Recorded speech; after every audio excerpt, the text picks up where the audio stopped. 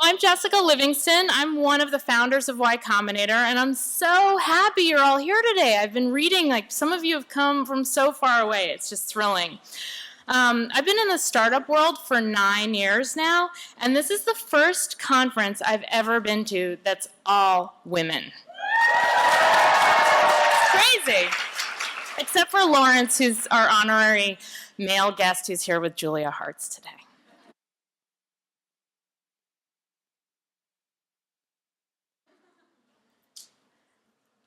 Is everything okay? Here, I'm back. The reason I decided to make this an exclusively female event is that we can. We now have enough female partners at Y Combinator and enough successful female alumni that we can do this with all women. Actually, the conference started out as something we planned to do for like 150 people in our office with just alumni speaking, and then we were flooded with applications, so we switched it to the Computer History Museum, but even so, with extra space, we still had to reject a lot of great applications. I'm really bummed about that. This is the most oversubscribed event we've ever hosted. And there are a lot of female YC alumni in the audience. Female YC alumni, would you please stand up? I just want to see how many of you are here. All stand up. Yeah. And all the alumni have orange name tags that say YC alumni, so please, I encourage you, if you're interested, go up to any of them and ask them about their experience with YC. Okay, so I thought I'd start out by sharing my own story. Y Combinator is basically a startup investment firm, and the way things worked was much more like a startup than an investment firm. Here's a photo of when we first started. These are the 4 founders, and it was during our first interview weekend. We launched in March 2005. I hadn't quit my job at the investment bank where I worked. I didn't actually quit my job until after this weekend. We had agreed to fund 8 startups, so I sort of had to quit then. I had a book deal at the time for Founders at Work, but I remember that when I resigned, I told people it was to work on my book. YC is a big deal now, but in those days it seemed so crazy and so inconsequential that I was embarrassed to tell people that that was really what I was going to do. In fact, the hardest part for me for starting YC was telling my dad that I had quit my job, that I no longer had medical coverage, and that I was starting this new kind of investment firm with my boyfriend. But luckily, my dad was supportive, so that was good. Okay, so here we are at dinner during the first summer. That was the summer of 2005. And that one table is the entire batch. And in fact, the 2 older guys sort of toward the front were the guest speakers. In those days, we had absolutely no idea how big we'd become. And I had no experience with startups at all. Yes, I was writing Founders at Work, but other than that, I had 0 credentials. So if you're worried that you might not be qualified to work on the idea you want to work on, I can tell you that you cannot be less qualified than I was. But I did have what I have since observed many times is the most important qualification in a founder, which is a real interest in the problem you're solving. I did have that. We didn't start YC to make money. Back then, we would have been happy to know that YC would even break even. I started it for the same reason that I was doing Founders at Work, which was because I was really interested in startups and I wanted to help founders, as I still do today. By the way, this is often how startups get started. You don't know what you're doing, but you test a hypothesis to see how it works. The hypothesis we were testing was that it had become so much cheaper to start a startup that a lot more people would do it if we made it easier for them. Everyone takes this for granted now, but this was news back then. In 2005, it was a lot cheaper to start a startup than it had been a few years earlier. Servers and bandwidth were cheaper, there was more open source software, and the internet had become a really good vehicle for getting attention, so you were no longer dependent on press and expensive PR firms. But these changes were happening in the aftermath of the internet bubble, so startups were so unfashionable then that no one was really paying attention.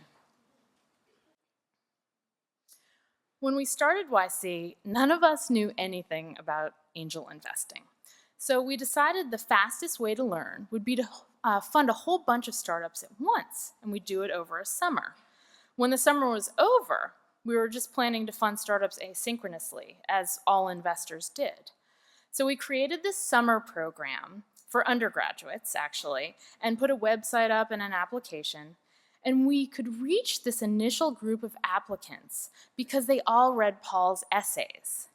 So this is the first batch.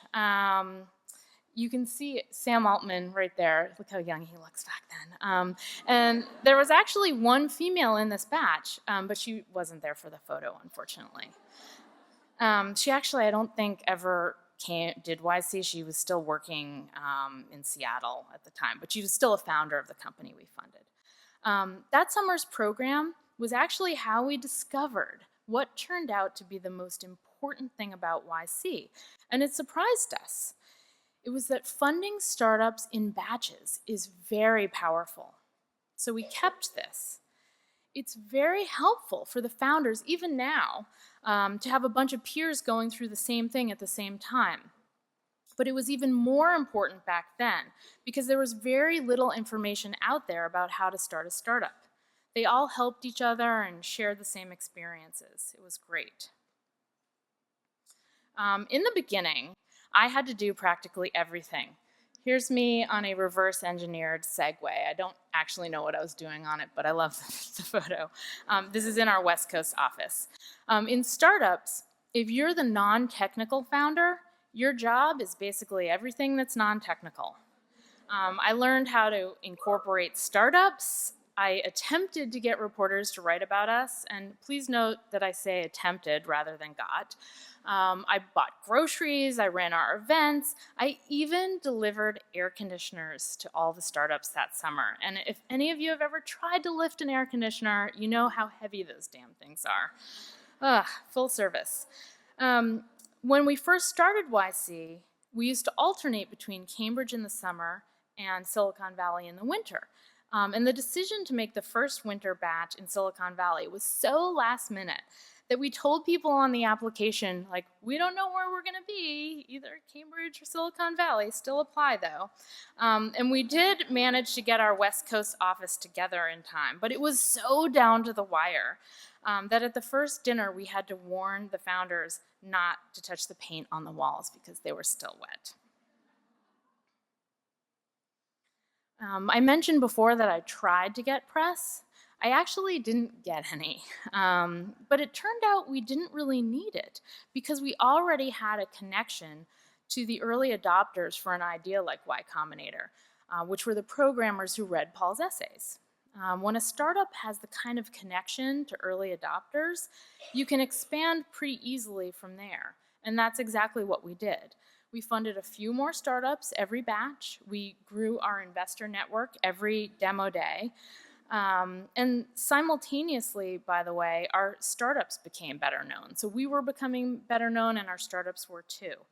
All of the most successful startups we funded grew the same way we did, out of an initial group of fanatical early adopters. Airbnb, for example. This photo here is Brian, Joe, and Nate when they did YC back in 2009. And they made something that a few people really loved and just expanded from that core. And incidentally, the Airbnbs were our most fanatical users. When they were doing YC, they were the first to every event we ever did and the last ones to leave. So fast forward to today, and Y Combinator has funded 632 startups that now have a combined valuation of over $20 billion, including Dropbox, Airbnb, Weebly, and Stripe. We have 12 partners, 8 part-time partners, and a community of about 1,500 founders who really help out one another a lot. So we have a lot more people and do a lot more stuff than we used to, but our goals are exactly the same as when we first started. We want to help founders get started and grow, provide a community of supportive people, and help startups raise money quickly on good terms. So now I'm going to switch from talking about my own story to give you my general advice for founders. This is very sort of quick advice. The most important quality you can have is determination. I've seen so many smart and talented founders fail because they just couldn't stick with it when things got tough. You can't even imagine what you're going to have to go through if you on your way to becoming super successful. You need to be able to withstand rejection. People will think your idea is crazy, or they'll think it's lame. Investors will say no. Reporters won't care, and so on. 3 is empathy. You need to be able to talk to your users and really care about their experience. That's why it's best if you yourself are a target user of your product. Then you can have a conversation with your users just by thinking. It's true. It's true. 4, you need to make something people want a lot. It's not enough if they just want it a little bit. They have to want it enough to actually sign up and to keep coming back and to tell their friends about it, even when you're just like this crappy little startup. At the beginning, number 5 is live cheaply.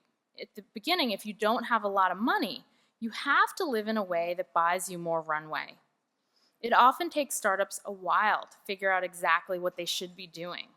And if you spend too much money, you won't have enough time for the necessary evolution to happen. I constantly see startups that I think they've almost got it figured out, and then they run out of money and they die. Lastly is just focus. I can't stress this one enough. It's easy to waste time on the wrong things because in a startup there's always 100 things you could be doing, right? And if you spend time on those other 99 instead of the one optimal thing, you aren't doing the right thing. So that was just my super brief distilled advice for founders. But now I'm going to give you some advice specifically for women. And I thought about what advice I'd give to my own sister if she were starting a startup. And so I wrote a draft, and then I read what I said, and after it I thought, oh my God, I should just toss this part out. I was terrified to say anything because things can get pretty heated out there on the internet on the topic of women in tech. And I was nervous. So I was really agonizing over what I should do. Do I keep my life simple and avoid controversial stuff? Or should I really try to help and risk getting flamed on the internet, which is my nightmare? And then literally in the middle of this crisis, I got this email from a woman named Bushra who I've never met. And it just really, it hit me. I was so appreciative, and I don't know if you can read it back there, but she thanks me for this blog post that I wrote about what stops female founders. And she's like, thank you for being the finger pointing to the moon. And I think I teared up. I was very touched. And so I knew what I had to do. Okay, so in the spirit of sharing practical information at this conference, I'm going to risk it and speak candidly. Okay, that's my baby. He's 5 now. So Paul took this picture in 2009, and he jokingly refers to it as combining work and life, which it was. And I have 2 sons now. They're 5 and 2. And based on my own experience, I'd say it's easier to start a startup before you have kids. Okay, shocker. I didn't have kids when we first started YC, and I'm honestly not sure if I would have done it if I had.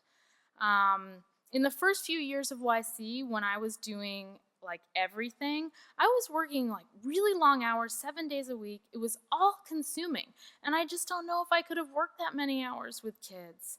Even now, when there's a great team and there are more people to do things at YC, I struggle to manage the balance. mean, I love doing both, but I struggle. In fact, just yesterday I was writing this talk and I got so into it that I almost forgot to pick up George from school. Like something hit me, I was like, oh my God, and I rushed there.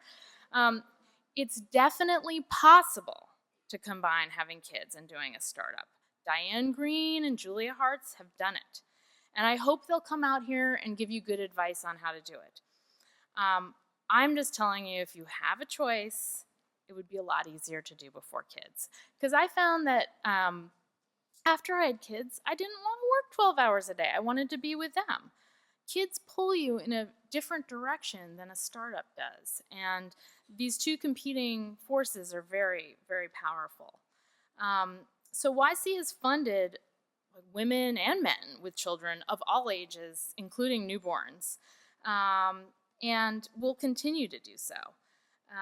But for your sake, if you have an option, I'd suggest doing it before kids. If you already have kids, start the startup, but know what you're up against. And try to outsource things that aren't directly related to your kids. I use Instacart for groceries all week long. So that's my bit on kids. Okay. Let me give you another personal example, just in case it resonates with some of you. So I'm by nature a bit shy. I don't like the idea of being a public figure. I get super nervous giving talks. That's why this is probably so bad. I loathe talking to trolls or dealing with them. I am reticent talking to the press. The list goes on. I never needed public acknowledgement of my contribution to YC, and I've usually, for the most part, chosen to be kind of behind the scenes. But while I may be quiet publicly, I'm quietly determined. And it's okay to be like that. Okay, there's room for quiet co-founders. You don't have to feel like you have to change who you are, as long as you get stuff done, which I do. So you can remain true to your nature, but be prepared, because although your startup will be fine if you're quiet, there's a side effect that might surprise you, which is that you will be ignored by people who can only hear loud voices. I'm working on trying to make my voice a little louder, actually, so I can try to be more of a role model for women. But I'm just not an aggressive person, and I kind of feel like girls aren't trained to be aggressive in the same way that boys are. So if you're like me at all and you prefer to be behind the scenes, just prepare to be ignored sometimes. So I'm not saying that you have to be this big public figure if you're going to be a startup founder. I just want to warn you that you might have this trade-off. So let me give you an example from just a few weeks ago. I spent all morning working on announcing this conference, and here's my blog post right here announcing the Female Founders Conference. And so what turned up later that day in the press? Paul Graham announces conference for women founders. I was so indignant. I was so mad. I didn't even exist. But I do feel badly for him on this. All joking aside, I always chose to be in the background. And so I'd like to just stand up for being in the background. Quietly determined people, by the way, often beat out the people who talk loudly but do nothing but talk. I call these people scene stirrers, and there are a lot of them in the startup world, but quietly determined people tend to win because the scene stirrers usually can't build anything.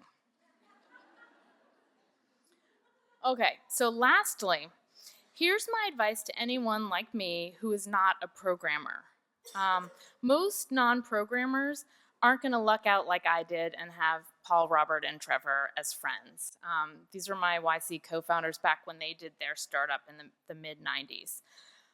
As a non-programmer, you will have a harder time finding a co-founder who is technical, especially the older you get and the further away from school you are. Not only is it hard to meet technical people, but meeting them at a time when they're free to work on a new project is even harder. And if you do meet a technical person who you get along with, if you're not technical, how are you going to be able to judge their ability? It's it's really hard. At YC, we've seen a lot of female non-technical founders whose biggest problem is the inability to get a programmer on their team.